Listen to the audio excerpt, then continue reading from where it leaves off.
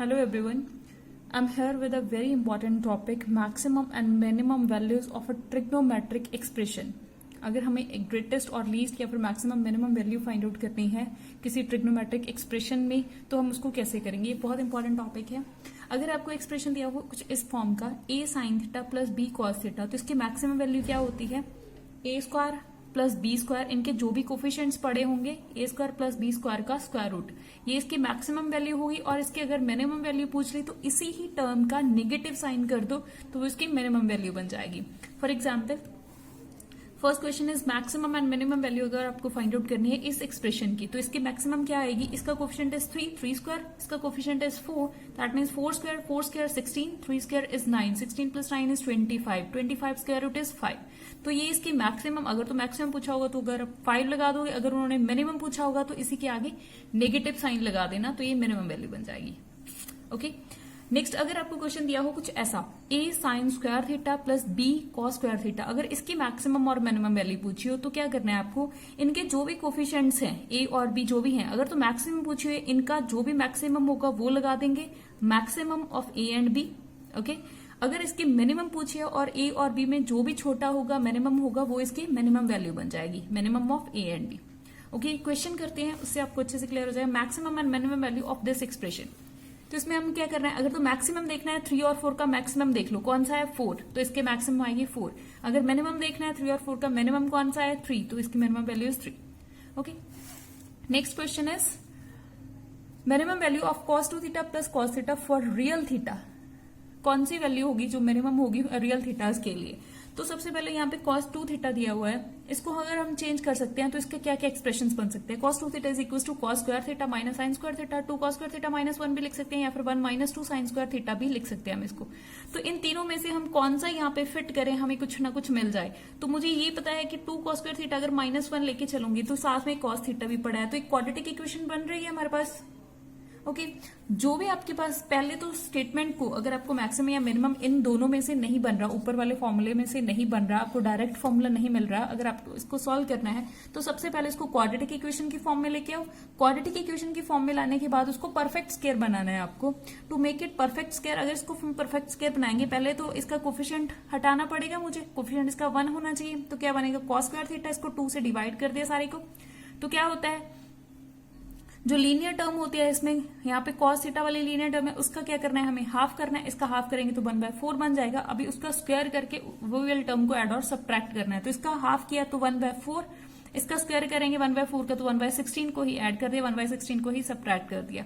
तो इसका अगर हम इन तीनों टर्म्स को लेके चलते हैं तो ये बन जाएगा, और माइनस हाफ और माइनस 1/16 को लेके चलते हैं तो माइनस 9/16 बन जाएगा। ये हमारे पास परफेक्ट स्क्वायर बन गया।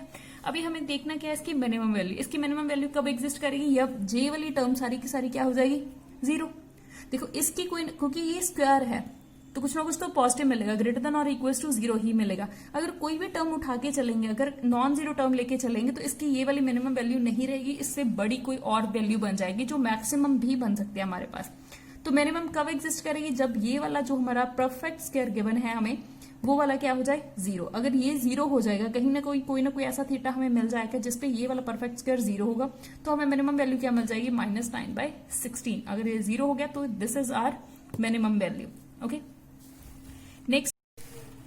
Next question is minimum value find out करनी है आपको इस एक्सप्रेशन की। तो सबसे पहले इसका परफेक्ट स्क्वायर बना लेंगे, 3 cot theta minus 2 tan theta का स्क्वायर। अगर इसका स्क्वायर आप ओपन करोगे तो क्या बनेगा, 9 cot square theta 4 tan square theta, और साथ में -12 आएगा एक, तो उसके लिए मैंने साथ में क्या कर लिया, +12। ठीक है, तो इसकी मिनिमम वैल्यू क्या बनेगी, ये तो देखो परफेक्ट स्क्वायर है, अगर कुछ भी निकलेगा तो ग्रेटर देन और इक्वल टू 0 ही वैल्यू मिलेगी।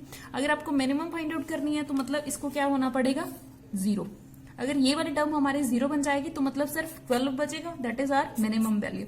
अगर ये 0 के बिना कुछ भी एक्सिस्ट कर गया तो वो 12 में ऐड हो जाएगा, तो उससे बड़ी वैल्यू बन जाएगी। बट मुझे क्या चाहिए, मिनिमम चाहिए, सबसे छोटी चाहिए, तो 12 is our answer. Okay, next question is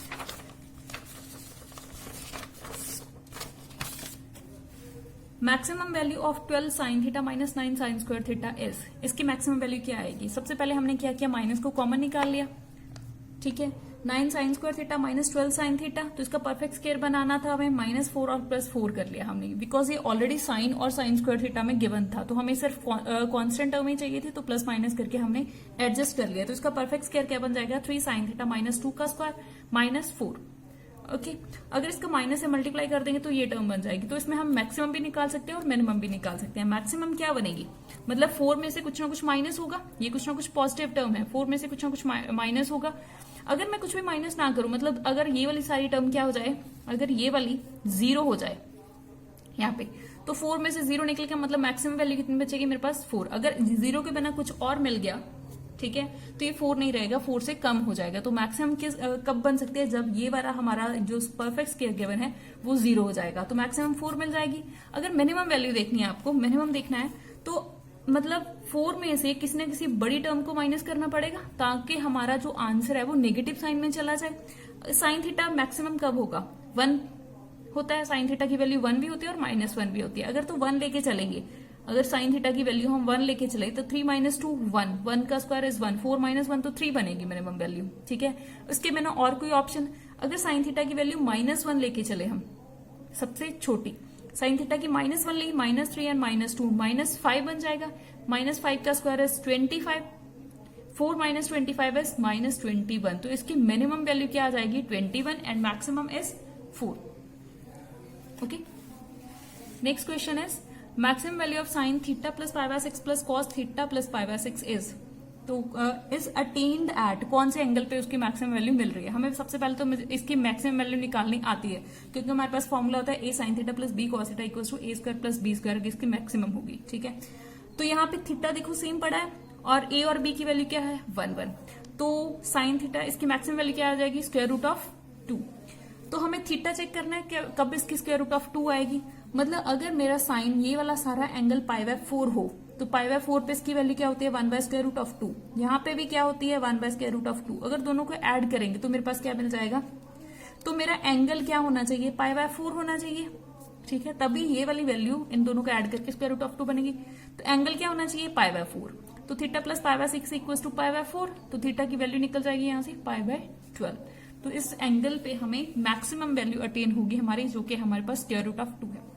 तो फर्स्ट ऑप्शन इसका आंसर है। तो ऐसे आप मैक्सिमम और मिनिमम वैल्यू वाले क्वेश्चन सॉल्व कर सकते हो। Thank you.